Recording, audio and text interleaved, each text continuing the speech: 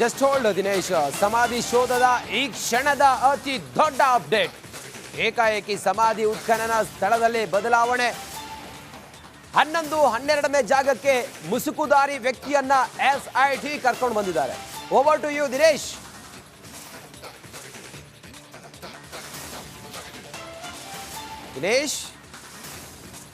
Over to you Dinesh.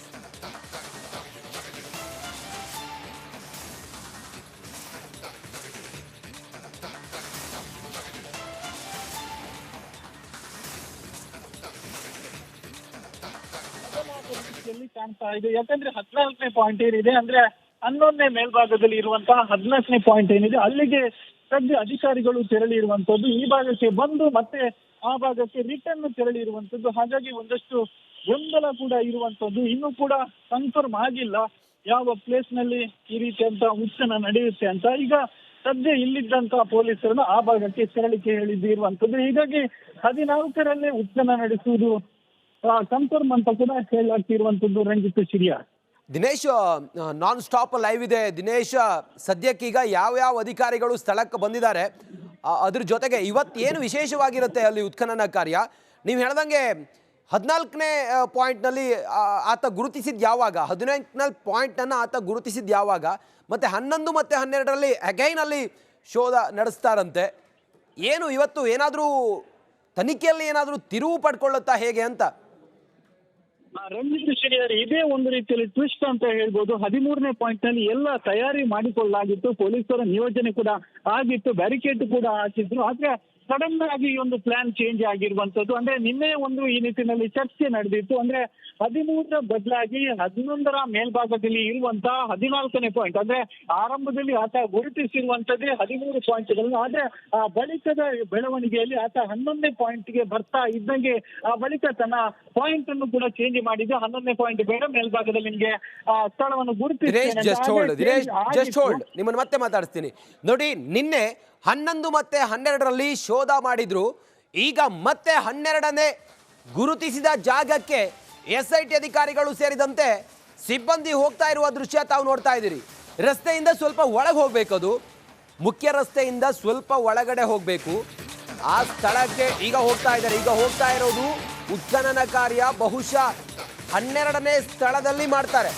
ತೀವ್ರ ಕುತೂಹಲವನ್ನು ಮೂಡಿಸಿದ SIT ಅಧಿಕಾರಿಗಳ ನಡೆ. ಬೆಳಿಗ್ಗೆ ಸರಣಿ ಸಭೆ ಮಾಡಿದ SIT ಅಧಿಕಾರಿಗಳು ಬಹುಶಃ ಅವರು ತನಿಖೆಯಲ್ಲಿ ಏನಾದರೂ ಮಾರ್ಪಾಟುಗಳನ್ನು ಮಾಡುವಂಥ ಸಾಧ್ಯತೆಗಳಿದ್ದಾವೆ ಅಥವಾ ಬೇರೆ ರೀತಿಯ ಆಯಾಮವನ್ನು ಈ ತನಿಖೆ ಪಡ್ಕೊಳ್ಳುವಂಥ ಸಾಧ್ಯತೆ ಇದೆ. ಈ ನಿಟ್ಟಿನಲ್ಲಿ ಆಲ್ರೆಡಿ 12 ಸ್ಥಳಗಳನ್ನು ನಿನ್ನೆ ಕಂಪ್ಲೀಟ್ ಮಾಡಿ ಆಗಿದೆ. ಇವತ್ತು ಮತ್ತೆ 11 ಮತ್ತೆ 12ಕ್ಕೆ ಹೋಗ್ತಾ ಇದ್ದಾರೆ SIT ಅಧಿಕಾರಿಗಳು. ಆ ದೃಶ್ಯ ಕೂಡ ತಾವು ನೋಡ್ತಾ ಇದ್ದೀರಿ. ಅಗೈನ್ ದಿನೇಶ್ ಸಂಪರ್ಕದಲ್ಲಿ. ದಿನೇಶ್, ಯಾಕೆ ಅವರಿಗೆ ಅಷ್ಟು ಬಲವಾದ ಅನುಮಾನ? ಯಾಕೆ 11 ಮತ್ತು 12ರಲ್ಲಿ ನಿನ್ನೆ ಅಗೆದಾಗ ಏನಾದರೂ ಅಲ್ಲಿ ಕುರುಹುಗಳು, ಅವಶೇಷಗಳು, ಕಳೆಬರಗಳು ಇರೋದು ಪತ್ತೆ ಆಗಿತ್ತಾ? ಹೇಗೆ ಏನು ಎತ್ತ? Dinesh, over to you.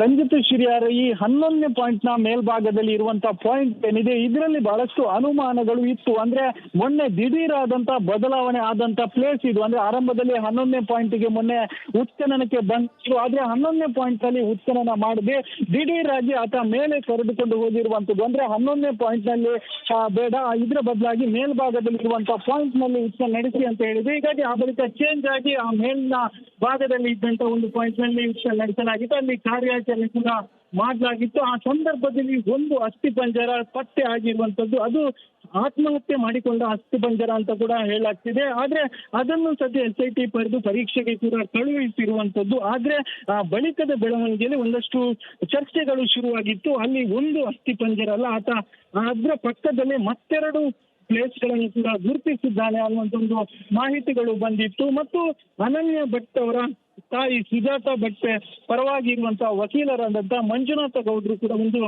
ಪ್ರಕಟಣೆಯನ್ನು ಹೊರಡಿಸಿದ್ರು. ಅಂದ್ರೆ ಮೊನ್ನೆ ಸಿಕ್ಕಿರುವಂತದ್ದು, ಅಂದ್ರೆ 11ರ ಮೇಲ್ಭಾಗದಲ್ಲಿ ಇರುವಂತಹ ಒಂದು ಪಾಯಿಂಟ್ ಏನಿದೆ ಅಲ್ಲಿ ಸಿಕ್ಕಿರುವಂತದ್ದು ಒಂದು ಅಸ್ಥಿ ಪಂಜರ ಅಲ್ಲ, ಒಟ್ಟು 3 ಅಸ್ಥಿ ಪಂಜರ ಸಿಕ್ಕಿದೆ. ಅದರಲ್ಲಿ ಒಂದು ಅಸ್ಥಿ ಪಂಜರ ಏನಿದೆ ಅದು ಮಹಿಳೆಗೆ ಸಂಬಂಧಿಸಿದ್ದು ಅನ್ನುವಂತ ಒಂದು ಮಾಹಿತಿಯನ್ನು ಕೂಡ ಅವರು ಪತ್ರಿಕಾ ಪ್ರಕಟಣೆಯಲ್ಲಿ ನೀಡಿದ್ರು. ಬಳಿಕ ಬಹಳಷ್ಟು ಬೆಳವಣಿಗೆಯಾಯಿತು. ಮತ್ತು ನಿನ್ನೆ ಕೂಡ ಈ ಬಗ್ಗೆ ಒಂದಷ್ಟು ಚರ್ಚೆಗಳು ಮುಂದುವರಿದಿರುವಂತದ್ದು ಮತ್ತು ಇವತ್ತು ಬಹಳಷ್ಟು ದೊಡ್ಡ ಮಟ್ಟಿನ ಚರ್ಚೆ ಆಗಿರುವಂತದ್ದು. SIT ಮುಖ್ಯಸ್ಥರಾದಂತಹ ಪ್ರಣವ್ ಮೊಹಂತಿ ಅವರೇ ಖುದ್ದು SIT ಕಚೇರಿ ಆದಂತಹ ಬೆಳ್ತಂಗಡಿಗೆ ಬಂದು ಅಲ್ಲಿ ಏನು ಸಭೆಗಳನ್ನು ಕೂಡ ಮಾಡಿರುವಂತದ್ದು, ಅಧಿಕಾರಿಗಳ ಸಭೆ ನಡೆಸಿರುವಂತದ್ದು.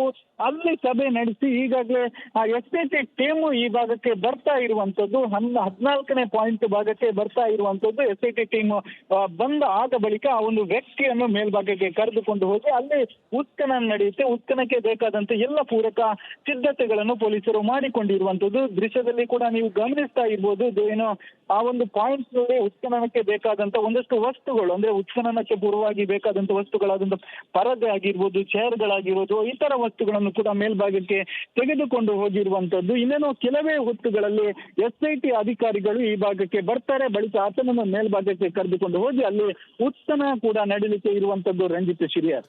ದಿನೇಶ, ಮತ್ತೊಂದು ಕಡೆಯಲ್ಲಿ ಇವತ್ತು ಪ್ರಣವ್ ಮೊಹಂತಿ ಅವರು ಮಂಗಳೂರಿಗೆ ಬಂದಿದ್ದಾರೆ, ಅಧಿಕಾರಿಗಳ ಸಭೆ ಕೂಡ ಮಾಡಿದ್ದಾರೆ. ಬಹುಶಃ ಏನಾದರೂ ಇನ್ಸ್ಟ್ರಕ್ಟ್ ಮಾಡಿರಬಹುದಾ ಅಧಿಕಾರಿಗಳಿಗೆ ಅವರು ಇವತ್ತು?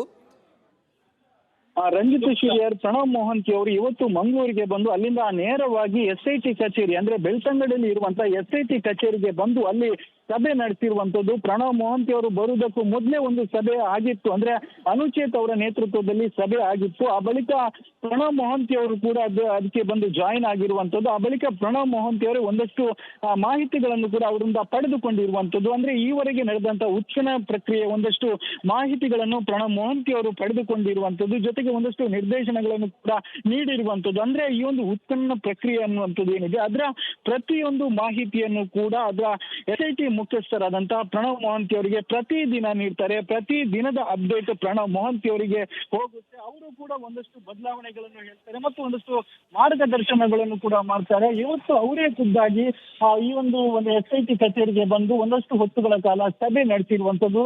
ಸಭೆಯಲ್ಲಿ ಮುಖ್ಯವಾಗಿ SIT ಅಧಿಕಾರಿಗಳು ಮತ್ತು ಸಂಬಂಧಪಟ್ಟವರು ಇದ್ದಂಥದ್ದು, ಮುಖ್ಯವಾಗಿ ಆ ದೂರುದಾರ ಮತ್ತು ಆತನ ವಕೀಲರೇನಿದ್ರೆ ಅವರನ್ನು ದೂರವಿಟ್ಟು ಖಾಲಿ SIT ಅಧಿಕಾರಿಗಳು ಜೊತೆಗೆ ಇತರೆ ಅಧಿಕಾರಿಗಳ ಸಭೆ ನಡೆಸಿರುವಂತದ್ದು. ಸಭೆಯಲ್ಲೂ ಕೂಡ ಒಂದಷ್ಟು ಸೂಚನೆಗಳನ್ನು ಕೂಡ ನೀಡಿದ್ದಾರೆ ಅಂತ ಹೇಳಲಾಗ್ತದೆ. ಇನ್ನೇನೋ ಕೆಲವೇ ಹೊತ್ತಿನಲ್ಲಿ SIT ಟೀಮ್ ಕೂಡ 14ನೇ ಪಾಯಿಂಟ್ ನತ್ತ ಬರುತ್ತೆ. ಆ ಬಳಿಕ ಪ್ರಣವ್ ಮೊಹಂತಿ ಅವರು ಕೂಡ ಒಂದು ವಿಸಿಟ್ ಕೊಡುವಂತಹ ಸಾಧ್ಯತೆಗಳು ಕೂಡ ಇರುವಂತದ್ದು. ಇದಕ್ಕೆ ಬೇಕಾದಂತಹ ಪೂರ್ವ ಸಿದ್ಧತೆಗಳು, ಹೆಚ್ಚಿನ ಪೊಲೀಸ್ ಭದ್ರತೆಯನ್ನು ಕೂಡ ಮಾಡಿರುವಂತದ್ದು. ದೃಶ್ಯದಲ್ಲಿ ಕೂಡ ಗಮನಿಸಬಹುದು, ಸಾಕಷ್ಟು ಪೊಲೀಸರ ನಿಯೋಜನೆ ಆಗಿದೆ. ಈ ಒಂದು ಪರದೆಯ ಈ ಭಾಗ ಏನಿದೆ, ಪರದೆಯ ಈ ಭಾಗದಲ್ಲಿ ಪೊಲೀಸರು ನಿಂತದನ್ನು ಕೂಡ ನೋಡಬಹುದು. ಆ ಭದ್ರತೆಯ ದೃಷ್ಟಿಯಿಂದ ಸಾಕಷ್ಟು ಪೊಲೀಸರನ್ನು ನಿಯೋಜನೆ ಮಾಡಿರುವಂತದ್ದು. ಪರದೆಯ ಆ ಭಾಗದಲ್ಲಿ ನಿನ್ನೆ ಉತ್ಖನನಗಳು ನಡೆದಿತ್ತು. ಏನೋ 10, 11, 12 ಪಾಯಿಂಟ್ಗಳೇನಿದೆ ಅದು ಇದೇ ಭಾಗದಲ್ಲಿ ಬಂದಿತ್ತು. 11ನೇ ಪಾಯಿಂಟ್ ನ ಮೇಲ್ಭಾಗ ಆದ್ರೆ ಅದರ ಮೇಲ್ಭಾಗದ ಕಾಡಿನಲ್ಲಿ ಇರುವಂತದ್ದು ಏನು 14ನೇ ಪಾಯಿಂಟ್. ಆತ ದಿಢೀರನೆ ಮೊನ್ನೆ ಬದಲಾವಣೆ ಮಾಡಿ ಅವರನ್ನ ಆ ಭಾಗಕ್ಕೆ ಕರೆದುಕೊಂಡು ಹೋಗಿದ್ದ. ಆ ಬಳಿಕ ಅಲ್ಲಿ ಏನು ಕಾರ್ಯಾಚರಣೆ ಮಾಡಲಾಗಿತ್ತು. ಅಲ್ಲಿ ಒಂದು ಅಸ್ಥಿ ಪಂಜರ ಕೂಡ ಸಿಕ್ಕಿತ್ತು. ಆದ್ರೆ ಅದರ ಪಕ್ಕದಲ್ಲಿ ಮತ್ತೆರಡು ಏನೋ ಸ್ಥಳವನ್ನು ಆತ ಗುರುತಿಸಿದ್ದ ಅಂತ ಹೇಳಲಾಗ್ತಿದೆ. ಆ ಒಂದು ಸ್ಥಳದಲ್ಲಿ ಯಾವತ್ತು ಉತ್ಖನನ ನಡೀಲಿಕ್ಕೆ ಇರುವುದು, ಇದಕ್ಕೆ ಬೇಕಾದಂತ ಪೂರ್ವ ಸಿದ್ಧತೆಗಳು ಆಗಿರುವಂತದ್ದು. ರಂಜಿತ್ ಶಿರಿಯಾರ್. ದಿನೇಶ, ಸದ್ಯ ಈಗ ಮೊನ್ನೆ 6ನೇ ಗುರುತಿಸಿದ ಸ್ಥಳದಲ್ಲಿ ಸಿಕ್ಕಂಥ ಬಾಡಿ ಮತ್ತು 11ರಲ್ಲಿ ಸ್ವಲ್ಪ ಕಳೆಬರಹ ಸಿಕ್ಕಿತ್ತು ಅನ್ನೋದು, ಇದರ ತನಿಖೆ ಯಾವ ಹಂತಕ್ಕೆ ಬಂತು, ಯಾರು ಏನು ಎತ್ತ ಅನ್ನೋದ್ರ ಬಗ್ಗೆ, ಅದ್ರ ಜೊತೆಗೆ ಇವತ್ತು ಈಗ ಬಹುತೇಕ ಅವರ ಎಲ್ಲ ಉತ್ಖನನದ ಗುರುತಿನ ಸ್ಥಳಗಳು ಕೂಡ ಮುಗಿದು ಹೋಗುತ್ತೆ. ಮುಂದೇನು ಅನ್ನೋದ್ರ ಬಗ್ಗೆ ಏನಾದರೂ ಅಧಿಕಾರಿಗಳು ಹೇಳಿದಾರಾ? ಮತ್ತು ಆ ನಿಗೂಢ ವ್ಯಕ್ತಿ ಆತ ಏನು ಹೇಳ್ತಾ ಇದ್ದಾನೆ? ಆತ ಹೇಳಿದಂಥ ಬಹುತೇಕ ಸ್ಥಳಗಳಲ್ಲಿ ಏನೂ ಸಿಕ್ಕಿಲ್ಲ. ಈಗ ಆತ ಏನು ಹೇಳ್ತಾ ಇದ್ದಾನೆ? ಪೊಲೀಸರ ತನಿಖೆ ಯಾವ ಹಂತದಲ್ಲಿ ಈಗ ಇದೆ? ರಂಜಿತ್